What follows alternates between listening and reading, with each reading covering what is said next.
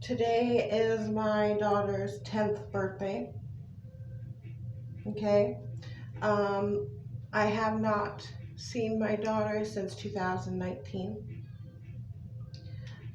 So I've missed several birthdays. Well, really, stolen. And when girls like us end up in the hands of the folks who have nerve enough to keep the babies away from their relatives, that they basically had to rape their way into our lives. Um, we don't celebrate our birthdays while with abusers. Our birthdays are not relevant. We don't get the luxury of celebrating any Christmas. We don't get gifts. We're not allowed to connect with our relatives. And we are abused and forced and subjected and subordinate to men and their females, of which either they may or may not be married to. If they are married to, it's oftentimes their whatever number of marriages that they've had. I'm saying this because it's not impossible to change this cycle. This cycle continues on because males refuse to respect children, women, and the whole element of procreating. They prefer to do what only an immature loser would do. And because of these immature losers, there's beautiful children around the world who don't get the luxury of being children. They don't get the luxury of being innocent. They don't get the luxury of being able to enforce boundaries and having them respected.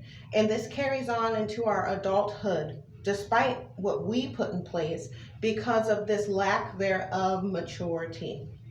So because of this incessant need to have control over that of which nobody, not even God, should have control over.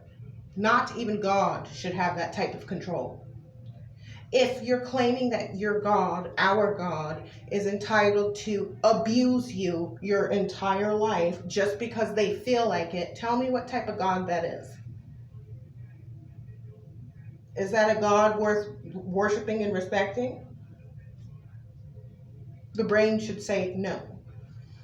So if God is supposedly allowing all of this to go on in this world on behalf of males feeling entitled to trespass and inseminate, all so that those children can never experience happiness, peace, security, safety, respect, innocence, and culture, their heritage,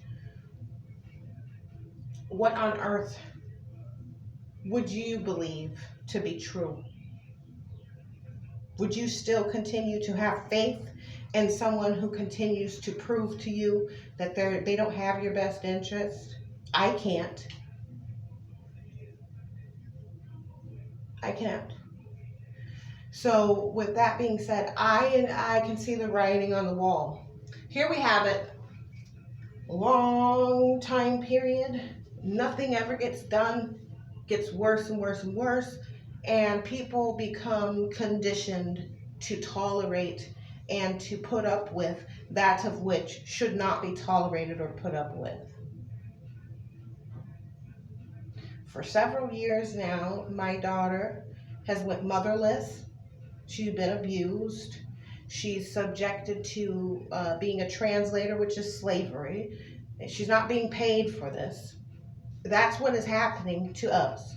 Is on behalf of, shall we say, regardless of them being minority, but in this case, yes, minority males, incessant need to continue their legacy of burdening, robbing, destroying, and disrespecting our right as those who are creators. We can birth human beings. Our rights being disregarded, and the whole world, whole entire world, is on board with that. whole entire world is okay with that.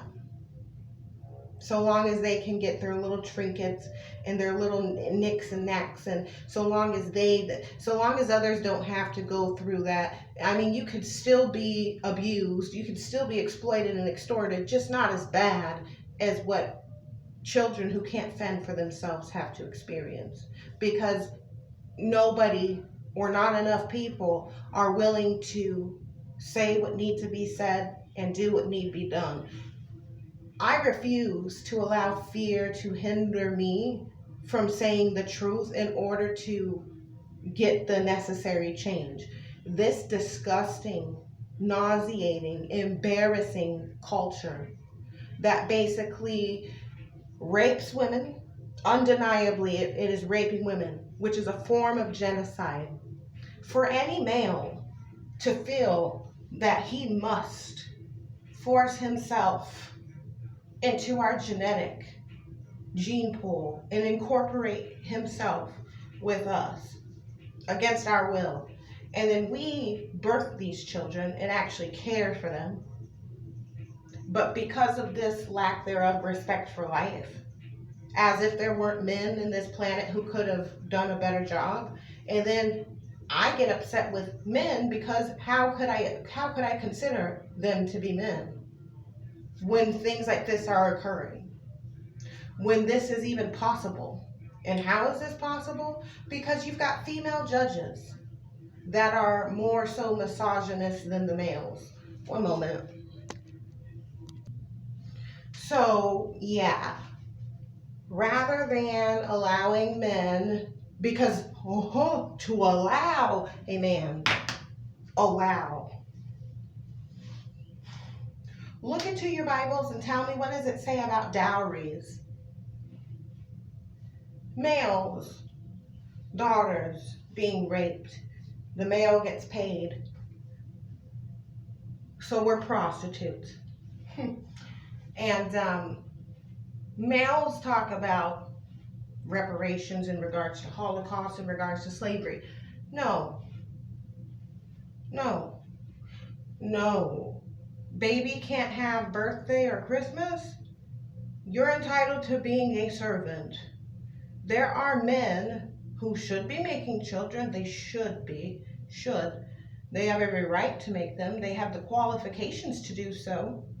But they like working for some very strange reason. They enjoy to work. They enjoy working. They're workaholics. Wow. I asked one the other day, I said, why do you do this? He said he wants more time to work. He wants extra hours. I'm cross-eyed on this.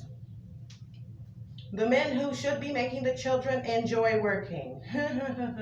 The ones that are making all these extra children that are giving them hell don't understand the idea of work, because they're more interested in enslaving, talking about reparations. A man that is fit to have the children has a right to make the children with those of whom can have children. There's no rule about this whole thing of a color wheel as far as whose pussy is attached to what color. It's the same dynamic. Women can produce human beings. Unfortunately, women, for a long fucking time, have been making children that have no business being made. Me and my daughter are one of those people. Now that we're here, we have been experiencing the adults' inability to be just that, adults. They suck at it. They don't know how to keep their fucking hands off the kids.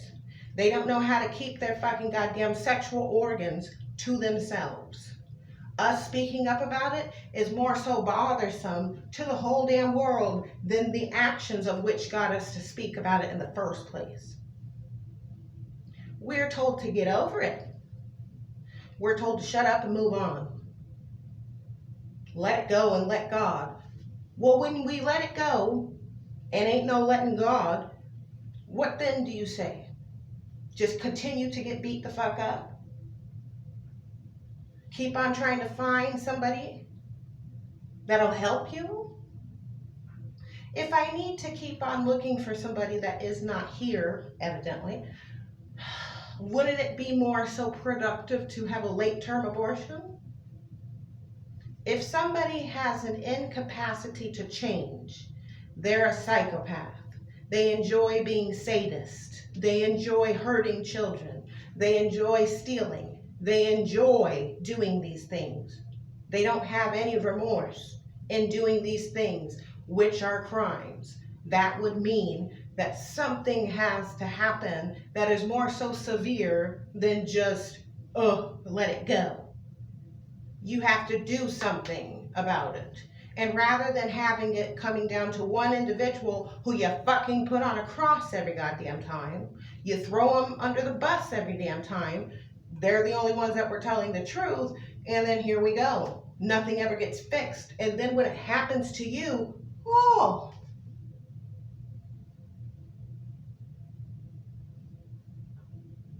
Or when you get the side effect of letting it fester around, because children and the rest of us are not as equipped as most everybody. This has been going on for too damn long. For this nonsense, for the statutes, for the damn courtrooms to exist, and there not being any damn provisions. There's nothing there's nothing being done to ensure that my child, the fucking product of rape, made by a product of fucking rape, we're sick of you motherfuckers sitting in robes, giving us away to known criminals.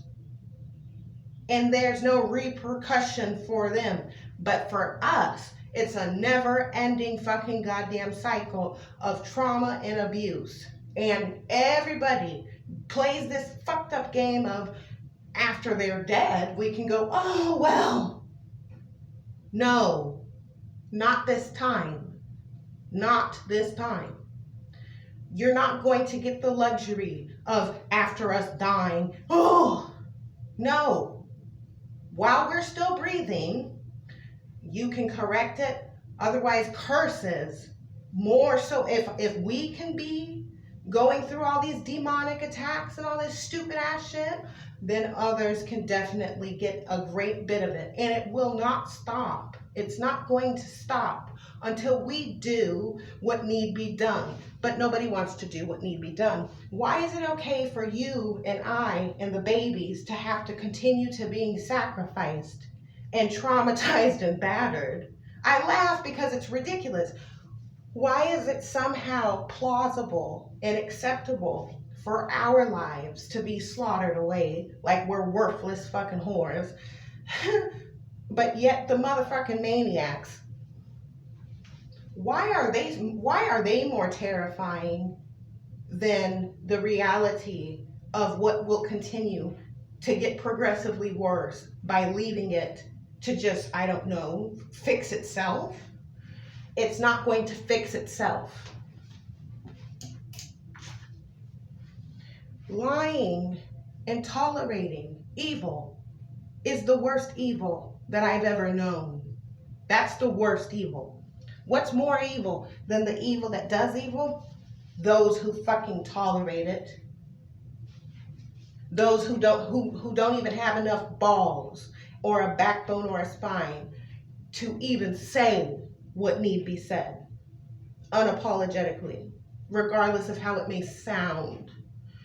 My baby can't celebrate her own fucking birthday because illegal failure of a man, serial rapist of minor girls, is entitled to come and re-enter into this country without any penalty, without so much of a nothing, and is given a child that he was never paternity tested for. He won't allow me to speak to my baby. She's not allowed to speak English, which makes it difficult for her to advocate for herself. I'm sick of this nonsense, whereas children that should not have been created by losers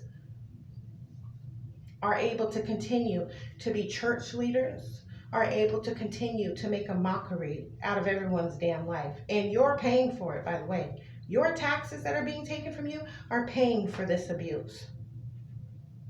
You should get your money refunded. You know better than I do about your guys' system. I don't know shit about your system because to me, it's all fake. To me, it's irrelevant. I want it and I want nothing to do with it. Those babies that come from my body are mine. That is never a father. And these titles that are being given and placed upon those of which are criminals, the worst sorts of criminals, is ridiculous. Why on earth are folks like Derek Chauvin or what's his name, Penny, the one from the, hold on. Okay, so folks like Daniel Penny and Derek Chauvin, so Levi Axtell, Derek Chauvin, and Daniel Penny. Those are three men, and I'm sure there's others, but they're being incarcerated because the expression is called take out the trash. And the world has done the greatest disservice in the world by basically using their voice and their energy and their hearts and their intentions to basically criminalize, demonize, and patronize and make a pariah men who do godly actions. Not every death is a murder. When there are males that are sexually assaulting girls, we're talking minors, and when you have males, it does not matter what race they are, but in this case, you have it. These are minority males that are robbing minority females, pregnant females. They're preying on young girls, and we're not going to live with our heads buried in the sand.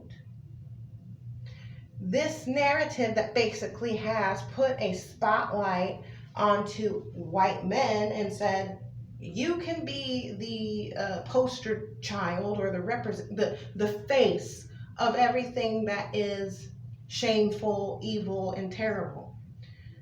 Never mind the percentage and the actual events of which these things occur. But to make matters worse, leaving women and children, which are the most vulnerable members of society, leaving us with a brood, an overwhelming abundance of fucking psychopaths that are the worst sorts of psychopaths. And then you have it to where these fathers that are, well, they're fathers whether they have children or not. They're doing that of which a father should be doing. So the world says to men, how dare you do what you're designed to do? You should be punished for doing what you were created and intended to do. For you using your beautiful brain and using your great strength to do what is necessary when there is somebody who is a danger to all the rest of us in society. The men that actually do the right thing, including, this includes women or children, but I'm highlighting the men because honestly, it's a rare occurrence that men actually do what men should do. Why? Because this gravy train of pussy, the whoring and converting us into prostitutes, and this big myth of whatever skin tone you have gets to determine what you're treated like in this planet. If you have a pussy in between your legs and you have a certain shade, whatever, or you have certain features, that gets to determine if it's deemed as acceptable to be brutally abusive with you or not. This is pathetic. Because those who have this mentality and ideology, which they do, if you'll take a listen to their music, you take a look at their culture, you take a look. So when men do the godly thing, when they do the deific? Yeah, the deified thing. When they're basically embodying a god and they're doing the wonderful thing, which is taking out the trash, the world chimes in and does the most disgraceful, hurtful, harmful, and just honestly creates the most horrific environment.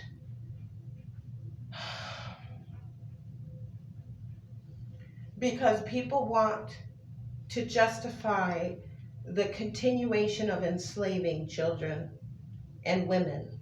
But when it comes to these males who have every right to put their good energy to use instead of using it to be abusive and extorting and exploiting and leeching, not just off of us, but then the men, we have a problem here. It's not racist to state the obvious. It is, however, stupid to continue to live in a delusion and denial. I don't care about unicorn. That means nothing to me. If I'm saying I don't feel safe around a certain type of people, that's just what it is. Unfortunately, there's nowhere that I could really go that my body can get to, because Lord knows I'm not entitled to keep my own vehicles. People have been allowed to destroy just about anything and everything and then somehow come up with an excuse and an alibi as to why I'm not allowed to, have any stability, why people are entitled to rob me, why we have these double standards and this never-ending chaos. It's irresponsible as fuck. Happy birthday to my 10-year-old who isn't celebrating her birthday because the judges like Elizabeth V. Cutter and Bridget Sullivan and Rachna Sullivan and Regina Chu can do things of which they do from sitting in those positions as judges, being preposterous and ridiculous and incompetent. They're basically giving their stamp of approval to murder, to rape, to enslave, to batter. All this is crime. It's racket. It's nonsense. This thing could go away. It could, but people don't want to make the sacrifice. What is the sacrifice? Maybe perhaps that you can live life without having to be codependent on money? Maybe, I don't know. Or perhaps consequencing those of which are guilty? Putting strict provisions in place so that not just anybody and everybody can have children just because whatever? Maybe. To recognize what rape actually is. Rape is the result of which we see impoverished, unstable, labeled as crazy all of a sudden. We weren't crazy when we made these children. How come we only become crazy when we're trying to separate ourselves from abusers? Why are we all of a sudden just, all types of ridiculous and blasphemous when we attempt to do better for ourselves? And for some strange reason, we continue to treat the only men who have a good idea of what it means to be God, we treat them like they're expendable. When the truth is, it's this culture that is expendable. It's our customs of which I don't agree with. I wanted nothing to do with. And the fact that people feel entitled to enforce this, especially females. Females get on my nerves, more so even than these terrible abusive males. They both get on my nerves, of course, but females get on my nerves because how on earth can you be my gender and do such a terrible, what is that? What is there, what are you proving that you can have power over me? How is this powerful? A wasting of lives this way, only to torment them. That's power to you? Is it? It don't seem very powerful to me. It seems very sadistic, but not powerful. You know what is powerful? Doing the right thing, creating. I feel, of course, I'm insulted more so for my child because all of this could have been prevented. And this whole thing of as where some of you may be survivors, and I don't know where people are at, of course, because I don't live in your body. There's something that happens, whereas because you were never really given an opportunity or the freedom or luxury of experiencing and feeling your grief, and then the advice that's given to you is go to therapy and stuff like that, which is the gist of all of this, is that people want to continue to disrespect the profound honor that should be given to a God or to God, okay? And you can take that how you want to take it, a God or God, okay? So our closest visual representation of that would be a healthy marriage. But because of this this incessant need to be in control and to exploit in order to fulfill this custom, this culture, this construct, basically the overriding and the outsourcing of the family. And that needs to be, and it should have stayed with God the Father. And the first violation is kind of, I'm not sure, was it the daughter who was raped, or was it the father who was disobeyed? In both events, these are true unhealed wounds that we've not even gotten to the point of touching to try to resolve. And we have to is a question. We have to be inclusive with the reminder of those of which did both offenses, raped the daughter, disobeyed the father. Because our fathers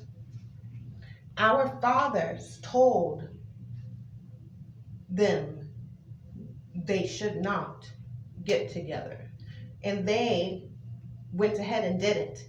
And in a lot of instances, the daughters who disobeyed, they never even attempted to correct it or admit. They instead, as a means to have to avoid the entirety, they wanted to avoid the conversation in its entirety of, I'm wrong, you were right, I should have listened, I'm sorry, I needed your help, and by the time that I wanted it or needed it, not only did you not want to give it to me, but you were so offended and insulted because you had told me, or he had told them not to do something, and they went ahead and did it. And then he was proven correct.